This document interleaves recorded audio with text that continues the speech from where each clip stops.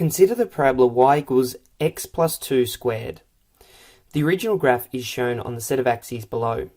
For part A, we have the original graph is going to be reflected over the x-axis. For the first part of this question, we want to write down the corresponding mapping notation.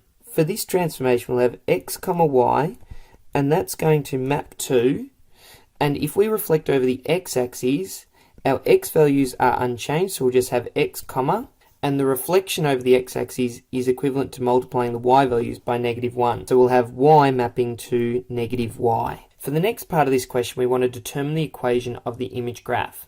So from our mapping notation, we generate two equations. The first one is that the transformed x values are just equal to x, and the transformed y values are equal to -y. The next step in this process is to solve for the non-dash terms. So for the first equation, we just have x is equal to x dash. For the next equation, we're going to multiply both sides of that equation by -1. This will give y is equal to -y dash. We use this information to substitute it into the original equation, which was y equals x plus 2 all squared. So wherever there's a y, I replace it with -y dash. And that is going to equal, wherever there's an x, I put x dash. So it'll be x dash plus 2 all squared. And then by convention, we always write this as y equals. So to get y by itself, I'll multiply both sides of this equation by -1.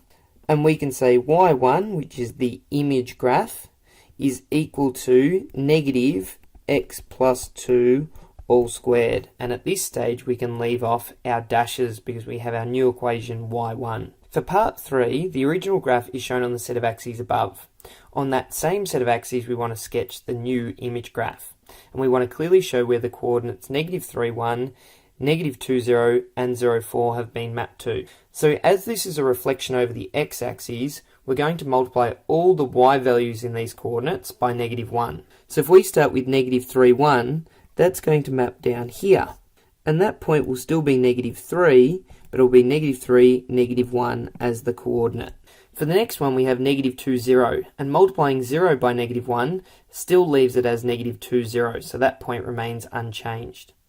The final point, 0, 4, if we reflect that over the x-axis, it will come down to here, and that point there will be 0, -4. So our parabola is going to look something like this when it's transformed. So that is a reflection over the x-axis for the graph y equals x plus 2 all squared. For part B, we're going to take the same original graph, but this time we're going to reflect it over the y-axis.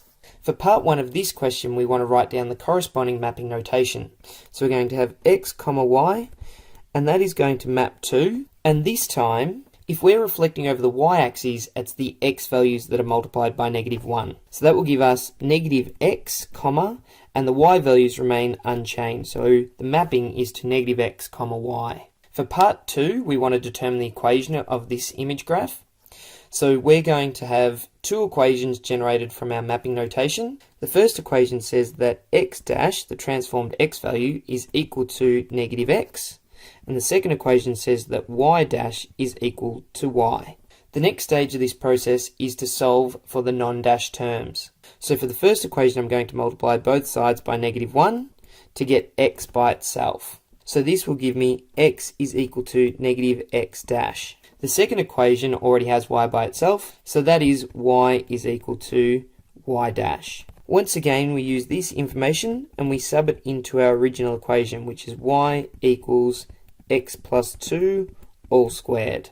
So wherever there's a y, we replace it with y dash. So wherever there's a y, we replace it with y dash, and that is equal to, and wherever there's an x, we replace that with -x dash. So we'll have -x dash plus 2 all squared on the right-hand side of the equation.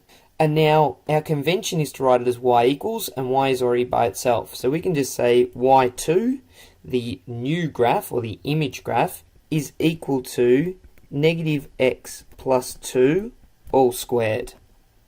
So at this stage we can leave off the dashes because y2 is our image graph. For part 3, we have the original graph is sketched on the set of axes above, and on that same set of axes we want to sketch our image graph. And we want to once again clearly show where the coordinates -3, 1, -2, 0, and 0, 4 have been mapped to. So this time we're reflecting over the y-axis. So if we start with the coordinate -3, 1, we're going to multiply the x value -3 by -1, which will give us +3. So that point is going to map from here to here, and that coordinate is now going to be +3, 1. For our next coordinate we have -2, 0, and we multiply the x value by -1. So that means that it is reflected over the y-axis to this position, and that coordinate is now going to be 2, 0.